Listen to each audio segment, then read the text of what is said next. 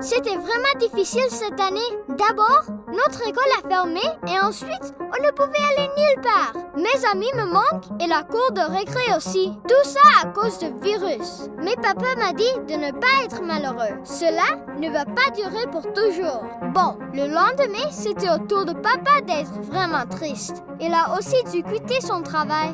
Mais contrairement à moi, il ne savait pas s'il pourrait y retourner. Puis, un jour, maman est rentrée à la maison avec un livre. Elle a dit que ça nous aiderait à être heureux à ces temps difficiles. Je suppose que ça a fonctionné parce qu'elle était bien plus heureuse après avoir lu le livre. Maman a dit que la tristesse, c'était comme l'obscurité et que la lumière rendait tout plus beau. Elle a dit que la lumière de Jésus brillait tellement qu'elle pouvait sauver le monde entier des ténèbres. Maintenant, quand je regarde papa et maman, je sais que moi aussi je peux aider à éclairer toutes les personnes tristes avec la lumière de Jésus. L'époque que nous vivons est extrêmement incertaine. Les gens regardent vers l'avenir et se demandent ce que l'avenir leur réserve. Mais pour beaucoup, l'avenir ne viendra peut-être jamais. Et beaucoup de gens se posent la question, est-ce vraiment une catastrophe naturelle? Est-ce un signe des derniers jours?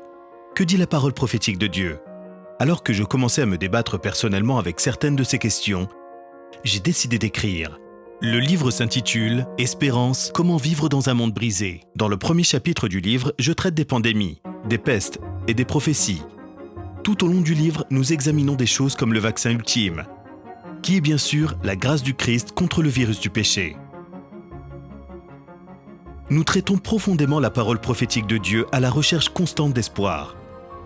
Si vous avez des amis en quête d'espoir, si vous cherchez vous-même l'espoir, ce livre est pour vous et pour vos amis. Partout dans le monde, les adventistes du 7e jour recevront non pas des dizaines de milliers, ni des centaines de milliers, mais des millions de ces livres.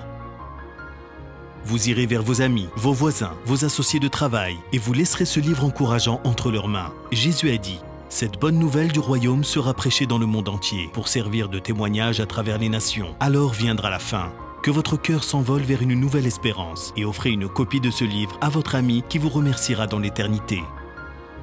Je ne sais pas ce que je veux faire plus tard, mais je suis sûre d'une chose, c'est que je veux éclairer les personnes et les aider, tout comme ce livre a aidé ma famille. Je veux être un rayon de lumière pour Jésus.